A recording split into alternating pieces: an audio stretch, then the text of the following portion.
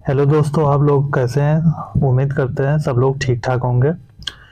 अगर कोई भी पेपर देते हैं तो उसमें इतिहास का एक बड़ा पोर्शन कवर किया जाता है।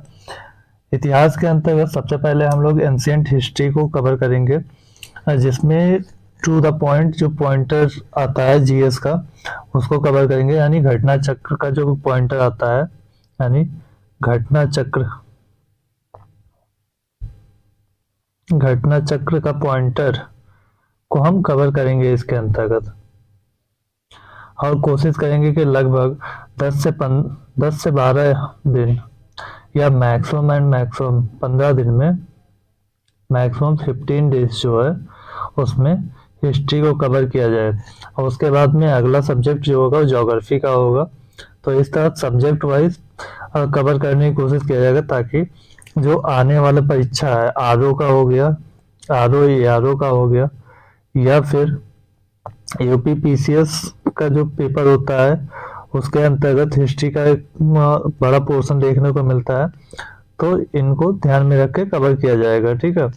ये टू द पॉइंट होंगे, टू द पॉइंट फैक्चुअल होता है, इसलिए इसमें जो भी पढ़ा जाएगा टू द पॉइंट होगा। हालांकि चीज़ें जो मुझे इम्पोर्टेंट लगी है मैंने ऑलरेडी उसको अंडरलाइन कर दिया है। तो चलिए शुरू करते हैं।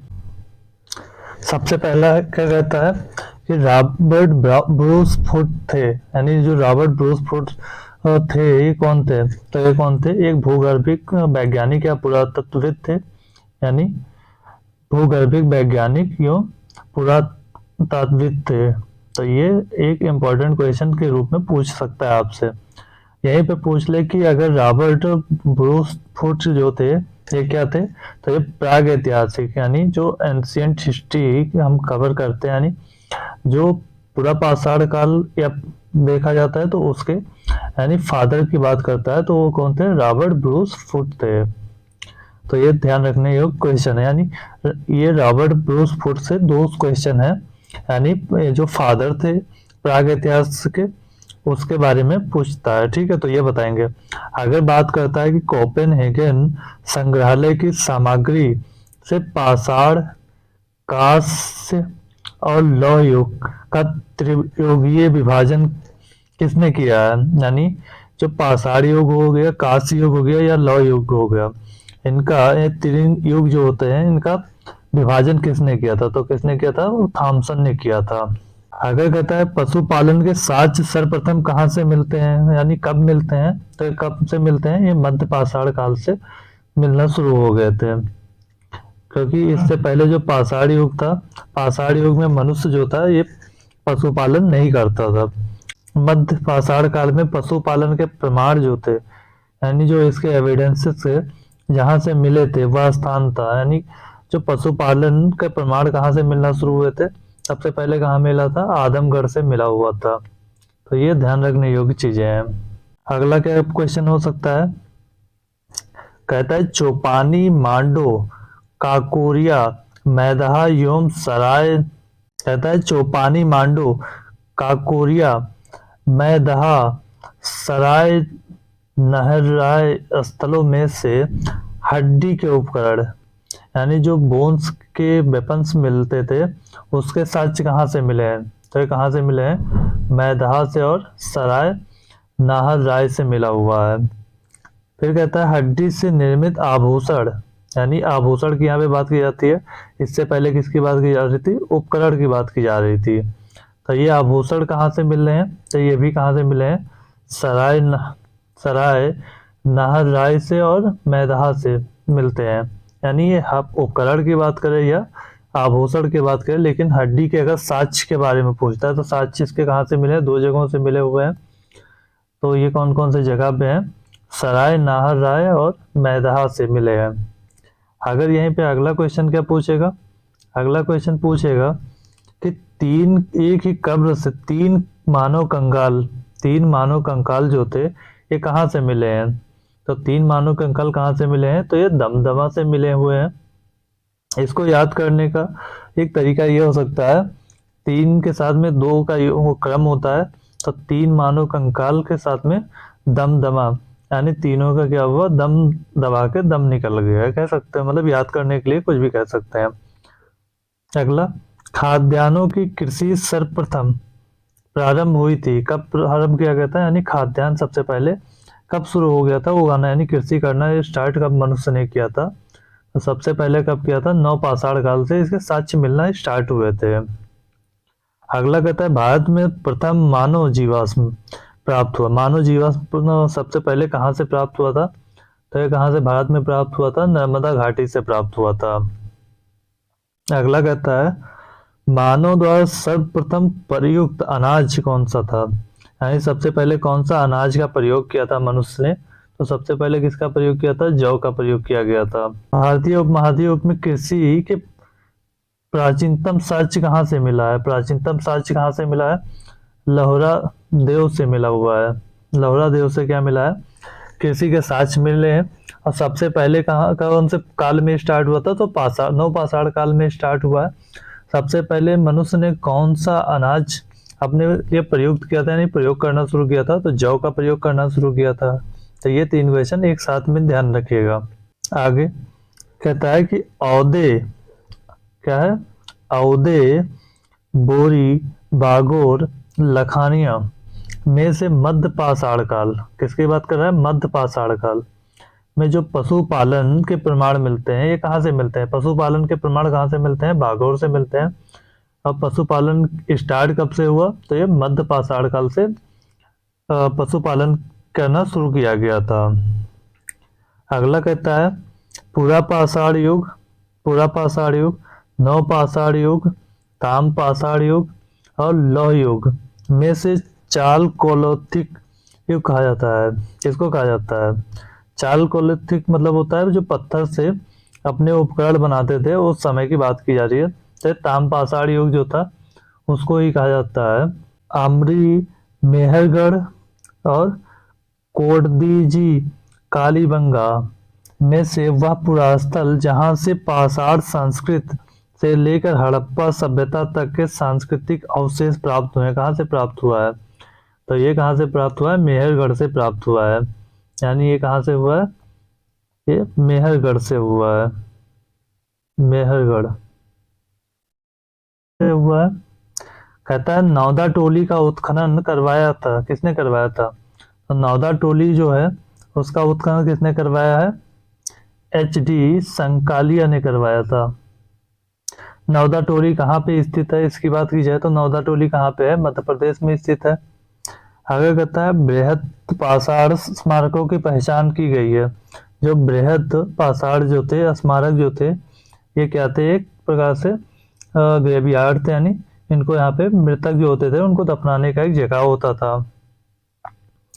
राग का टीला, राग का टीला, बुदिहाल, संगनकल्लू, कोल्डिवा तथा ब्रह्मगिरी में से जिस नवपाषाणिक स्थल से संबंधित है वह है, कौन सा है, संगन कालू, संगन कालू जो है इसका संबंध किससे है, ये भीमबेटका की जो गुफाएं थी ये किसके लिए प्रसिद्ध है, तो भीमबेटका की गुफाएं किसके लिए प्रसिद्ध है, ये शैल चित्रों के लिए प्रसिद्ध है, यानी यहाँ पे जो दीवार पे पेंटिंग की जाती है उसके लिए फेमस है।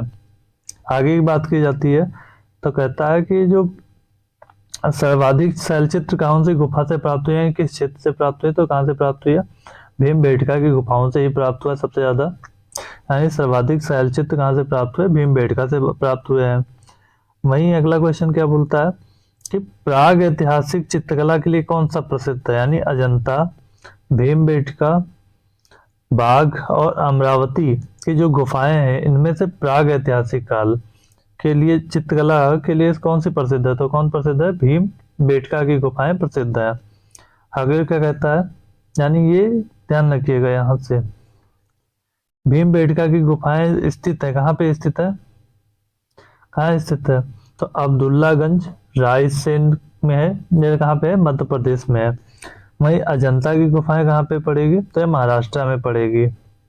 बाघ की गुफाएं और अमरावती की जो गुफाएं हैं इसको आप बताइएगा कमेंट में करके कि कहाँ पे स्थित है। भारतीय पुरातत्ववेत्ता जिसने पहली बार भीमबेटका गुफा को देखा और उसके शैलचित्रों के प्राग ऐतिहासिक महत्व को समझा और उसका नामांकन किया, तो उसने कौन से थे, वो वो थे BS वॉकर। आगे बात की जाए तो कहता है गैरिक मृदभांड पात्र, जो गैरिक मृदभांड पात्र थे, इसे OCP कहते हैं। OCP का नामांकन जो है ये कहाँ से प्राप्त हुआ है, कहाँ से किया गया है, तो ये हस्तिनापुर से किया गया है। आगे कहता है ताम पाषाण काल में महाराष्ट्र के लोग मृतकों को घर के फर्श के नीचे दफनाते थे। किस दिशा में, तो किधर पर दफनाते थे, उत्तर से दक्षिण की ओर, यानी उत्तर में सर होता है और दक्षिण में पैर होता है। ब्रह्मगिरी, बुर्जाहोम, चीरांत तथा मस्की में से वह स्थल जहां से मानव कंकाल के साथ कुत्ते का कंकाल भी सावधान से प्राप्त हुआ है। तो कहाँ से प्राप्त हुआ है, बुर्जाहोम से प्राप्त हुआ है।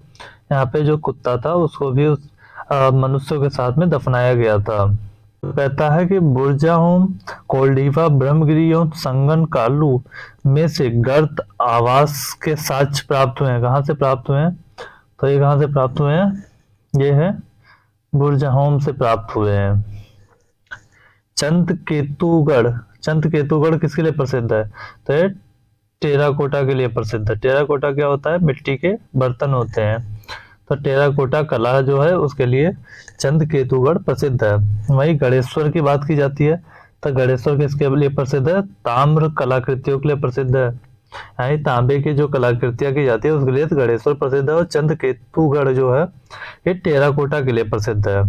आगे बात करता है कि बिंद क्षेत्र का वह शिलाशय जहां से सर्वाधिक मानव कंकाल प्राप्त हुए हैं। सर्वाधिक मानव कंकाल कहाँ से प्राप्त हुए हैं, तो लेख हिया से प्राप्त हुए हैं। अब आगे बात करते हैं इसके, तो कहता है कि नूतन भूतल काल के अंत में सूखे के कारण क्या हुआ था कि बिंद क्षेत्र में भोजन की कमी के कारण भोजन की क्या हो गई, कमी हो गई थी, जिससे गंगा घाटी में प्रवास किया गया। यानी ये लोग बिंद क्षेत्र से कहाँ निकल के चले गए, गंगा के क्षेत्र में चले गए थे, तो उन्होंने वहां पे प्रवास किए थे। तो यह अवधारणा किसकी है, तो यह है थी GR शर्मा की है। आगे बात करें तो कहता है कि भारतीय पुरातत्व सर्वेक्षण, संस्कृति, पर्यटन, विज्ञान प्रौद्योगिकी तथा मानव संसाधन विकास विभागों मंत्रालयों में से संलग्न कार्यालय है। ये सब किससे संबंधित है, तो ये है सांस्कृतिक मंत्रालय के अंतर्गत काम करते हैं, मतलब आते हैं। आगे की बात की जाए अगला क्या हो सकता है, भारतीय पुरातत्व का जनक किसे माना जाता है, तो किसको माना जाता है, जिसको माना जाता है अलेक्जेंडर कनिंघम को माना जाता है। भारतीय पुरातत्व सर्वेक्षण के प्रथम महानिर्देशक कौन थे, जॉन मार्शल को बनाया गया था, प्रथम महानिर्देशक बनाया गया था। और बात की जाए कि राष्ट्रीय मानव संग्रहालय स्थित है, कहाँ पे स्थित है, तो ये कहाँ पे है, भोपाल में स्थित है। तो ये फैक्चुअल है, जो कहीं ना कहीं पूछ सकता है, इसमें ज्यादा कुछ जानने की जरूरत नहीं है। एक से दो बार अगर सुन लेते हैं तो ये चीजें ध्यान में रहेंगी। इसके आगे बात करते हैं, यानी इंडस वैली सिविलाइजेशन की। तो इंडस वैली सिविलाइजेशन से कम कुछ नहीं तो यहाँ से इंडस वैली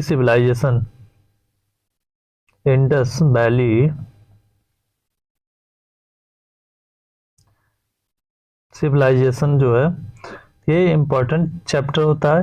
यहाँ से कुछ नहीं तो कम से कम 2 से 4 क्वेश्चन किसी मतलब पेपर में देखने को मिल जाते हैं, 2 से 4 क्वेश्चन मिलते हैं।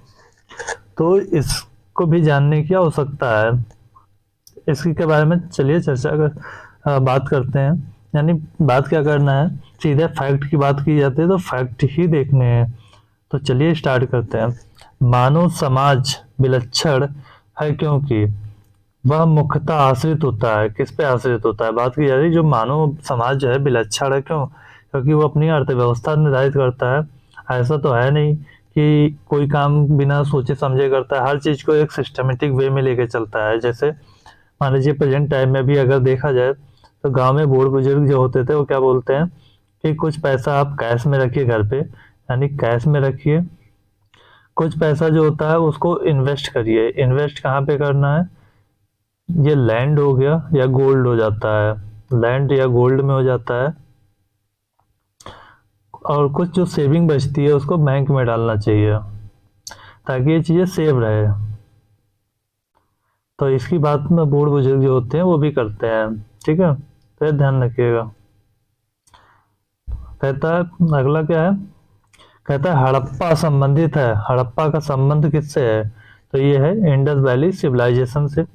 सिंधु सभ्यता किससे संबंधित है, ये है आद्य ऐतिहासिक युग से संबंधित है। यानी इंडस वैली सिविलाइजेशन किससे संबंधित है, तो ये आद्य ऐतिहासिक युग से संबंधित है।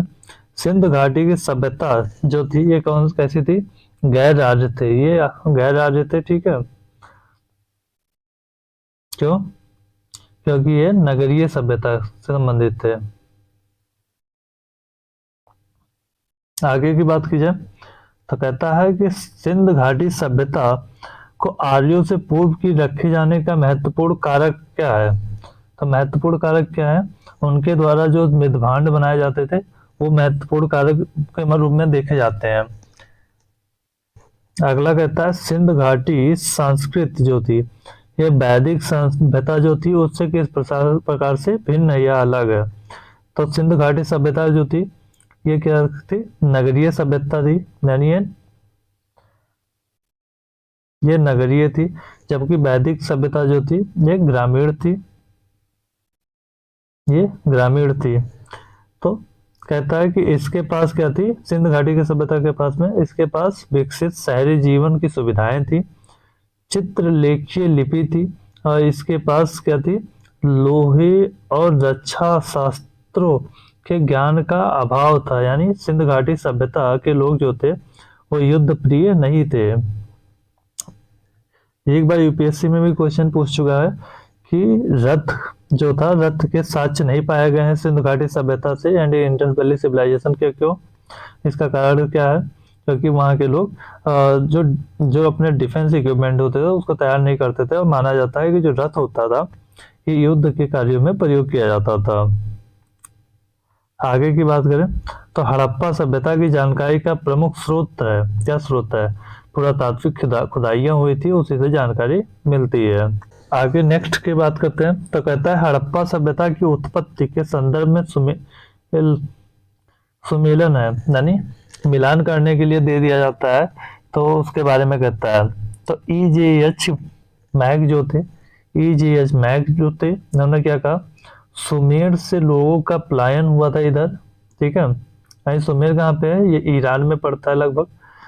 अगला क्या है, मार्टिमर व्हीलर क्या कहते हैं, पश्चिम एशिया से सभ्यता के विचार का प्रवासन हुआ था। अमलानंद घोष क्या बोलते हैं, अमलानंद घोष बोलते हैं कि हड़प्पा सभ्यता का उद्भव पूर्व हड़प्पा सभ्यता की परिपक्वता के परिणाम स्वरूप हुआ है। आगे की बात की जाए नेक्स्ट क्या है, भारत में चांदी की उपलब्धता यानी जो सिल्वर है इसकी उपलब्धता का साक्ष्य कहाँ से मिलता है, यानी चांदी के प्रयोग की शुरुआत कहाँ से मिल गई थी, तो ये माना जाता है कि हड़प्पा संस्कृति यानी हड़प्पा सिविलाइजेशन से ही स्टार्ट हो गई थी सिल्वर का प्रयोग करना। हड़प्पा में मिट्टी के बर्तनों पे सामान्यतः उपयोग हुआ है, कौन सा रंग उपयोग हुआ है, लाल रंग का उपयोग किया गया है। ये जो कलर होते थे यानी जो कलर होते हैं यहाँ पे कैसे होते थे, नेचुरल कलर होते थे, नेचुरल कलर होते थे। तो नेचुरल होने का मतलब क्या है, इनका प्रयोग जो निकाला जाता था, इनको जहाँ से निकाल इनके सोर्स होते थे वो नेचुरल होते थे, कोई आर्टिफिशियल या ऐसे कोई केमिकल कंपोजिशन नहीं मतलब ढूंढा जाता था कि कहाँ से निकाला जाएगा। अगला क्या है, कहता है मूर्ति पूजा का आरंभ माना जाता है, यानी मूर्ति पूजा जो की जाती थी इसका आरंभ कहाँ से माना जाता है, ये प्री आर्यन से माना जाता है, यानी आर्यों के पहले से माना जाता है कि यहाँ से मूर्ति पूजा होने लगी थी। आगे की बात की जाए अगले की, कहता है गाय हाथी गैंडा बाघ पशुओं में से वह जिसका हड़प्पा संस्कृति में पाई गई मोहरों और टेराकोटा कलाकृति में निरूपण नहीं हुआ है, किसका नहीं हुआ है, तो ये गाय का जो है निरूपण नहीं किया गया है, क्योंकि गाय के बारे में उसमें हो सकता है जानकारी ना आ रही हो। चन्हू चन्हू दड़ो कोटदीजी सहोगोरा देसलपुर में से हड़प्पाई स्थल नहीं है, कौन सा नहीं है? तो कौन सा नहीं है? सोहगौरा जो है ये हड़प्पा सभ्यता का स्थल नहीं है। फिर मिलान करने के लिए देता है तो कहता है सम्मिलित करना है। एक तरफ स्थल दिए हुए हैं, दूसरी तरफ उनकी जो खोजी गई मेन स्थल है उनकी बात की गई है। तो इसको मिलाने देते हैं, वैसे मिला हुआ है तो देख लेते हैं एक बार। यानी क्या कहता है सबसे पहले कि लोथल जो है, लोथल लोथल कहाँ पे है? ये गुजरात में है। लोथल से क्या मिला था? डॉकयार्ड मिला था, यानी गोदीवाड़ा मिला था। इसलिए लोथल को कहा जाता है कि ये एक बंदरगाही शहर है, यानी पोर्ट सिटी है, पोर्ट सिटी है। कालीबंगा, कालीबंगा से क्या मिला हुआ था? जुता हुआ खेत मिला हुआ था। यानी जुता हुआ खेत मिलने का मतलब है यहाँ पे कृषि कार्य किए जाने लगे थे। धौलावीरा से क्या मिला हुआ था? धौलावीरा से क्या मिला हुआ? ये हड़प्पन लिपि के बड़े आकार के 10 चिन्हों वाले एक शिलालेख का साक्ष्य मिला हुआ है। बनावली, बनावली से क्या मिला है? पक्की मिट्टी, पक्की मिट्टी के बने हुए हल की प्रतिकृति मिली हुई है। हड़प्पा से क्या मिला है? सावधान, अर्थ 37 मिला है, यानी एक कब्रिस्तान है। मोहनजोदड़ो, मोहनजोदड़ो की नर्तकी की मूर्ति, यानी एक डांसर की मूर्ति मिली हुई है। तो ये ध्यान रखने योग्य कुछ चीजें हैं। आगे की बात की जाए तो सुमिलित करना है। एक तरफ स्थल है, दूसरी तरफ रिवर्स है, रिवर्स है। हड़प्पा जो है ये किस नदी के किनारे स्थित है? आप तो हड़प्पा किस नदी के किनारे है? रावी नदी के किनारे स्थित है।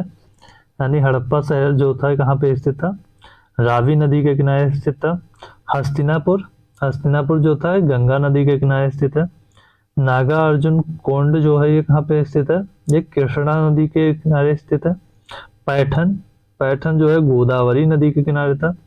कालीबंगा, घग्गर नदी, लोथल, भोगवा नदी, और रोपड़ जो था ये कहाँ पे? सतलज नदी के किनारे स्थित है। ये बात करता है कि जो महान स्नानागार जो था, स्नानागार का मतलब था एक रिजर्वायर जो था, वहाँ पे रिजर्वायर बनाया जाता था, यानी पानी को स्टोर करने के लिए। तो इसका सच कहाँ से प्राप्त हुआ है? मोहनजोदड़ो से प्राप्त हुआ है। कहता है एक तरफ क्या है, कुछ तो शहर के नाम दिए गए हैं, और दूसरा प्रेजेंट जो स्टेट है इंडिया के उसकी बात की जा रही है कि इसको मिलाना है। तो उनके स्थान क्या है? सबसे पहले है कि आलमगीरपुर, आलमगीरपुर किस राज्य में पड़ता है?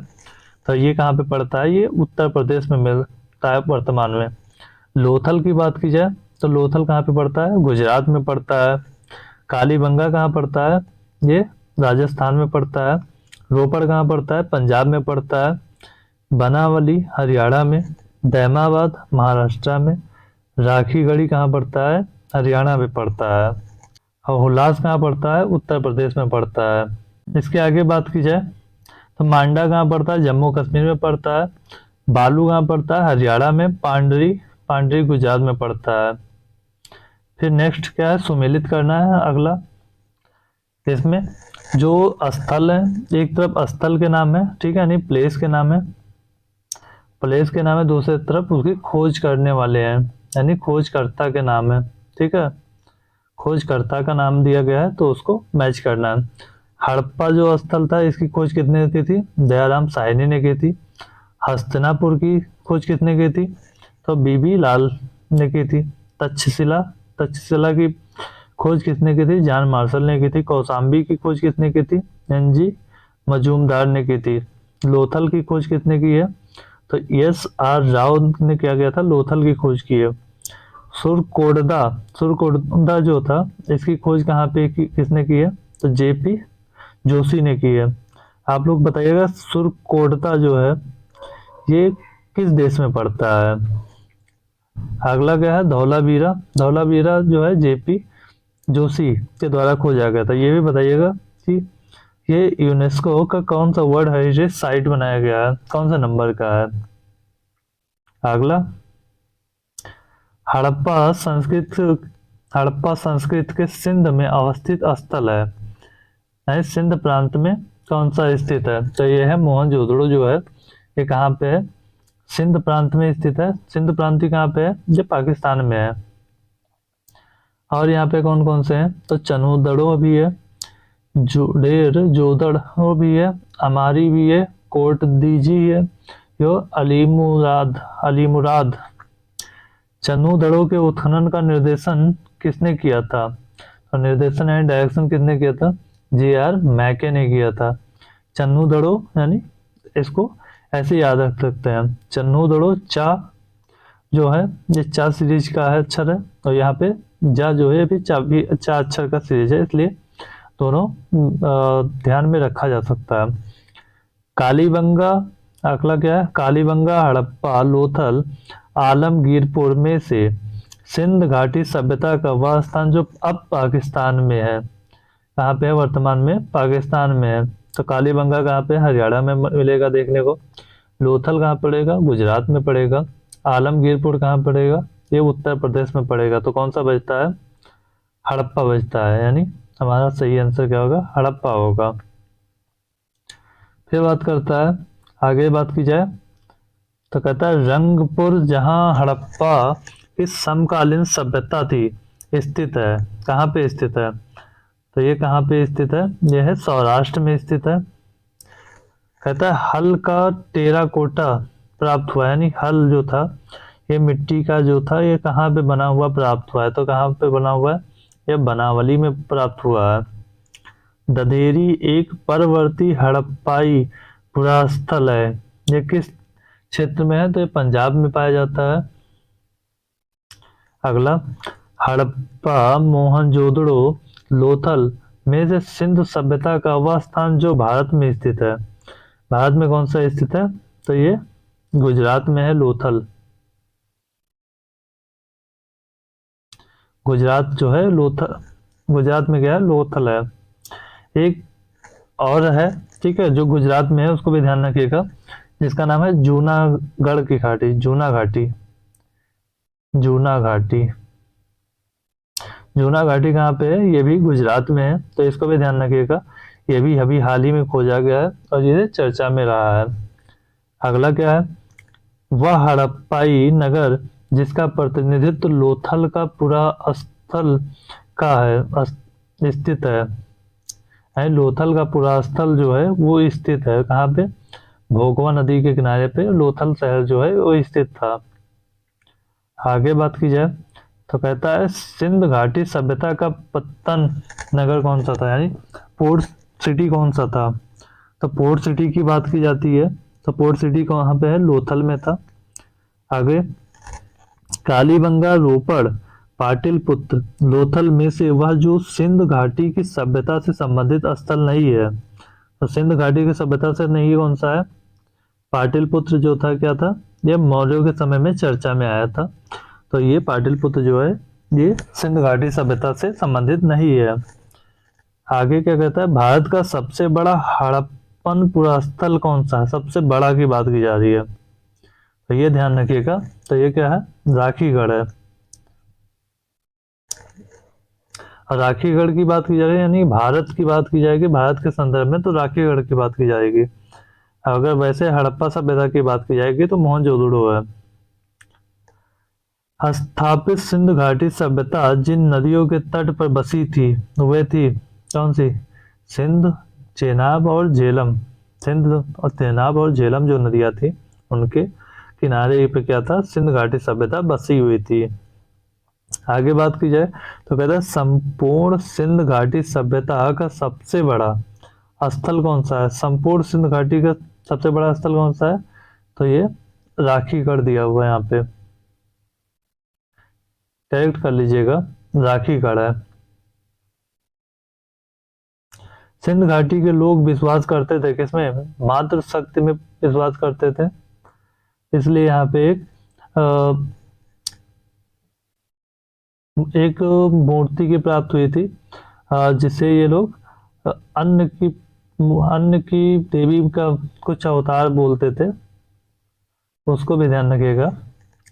सिंध घाटी के लोग पूजा करते थे किसकी? मातृ देवी की, पशुपत की, लिंग योनि की, पशुओं की, नागों एवं वृक्षों की, अर्थात नागों एवं वृक्षों के, अर्थात ये लोग प्राकृत के बहुत करीब थे। मोहनजोदड़ो एवं हड़प्पा के पुरातात्विक खुदाई के प्रभारी थे, कौन थे? सर जॉन मार्शल जो थे, ये कौन क्या थे? इसके प्रभारी थे, किसके? हड़प्पा और मोहनजोदड़ो की खुदाई करवाने के लिए। इसके आगे बात की जाए तो कहता है सिंध घाटी सभ्यता को खोज निकालने में जिन दो भारतीयों का नाम जुड़ा है वे कौन है? राखाल दास बनर्जी और दयाराम साहनी। सिंध सभ्यता के बारे में सत्य कथन है। कौन सा सत्य कथन है? नगरों में नालियों की सुदृढ़ व्यवस्था थी, व्यापार और वाणिज्य उन्नत दशा में था, एवं मातृ देवी की उपासना की जाती थी। तो आज इतना ही, इसको नेक्स्ट पार्ट में कवर किया जाएगा इसका। अभी क्योंकि आज पहला दिन है तो ज़्यादा लंबा लेने का कोई मतलब भी नहीं है, क्योंकि वरना आप लोग बोर होने लगेंगे। तो मिलते हैं नेक्स्ट वीडियो में। आप लोग अपना ध्यान रखिएगा।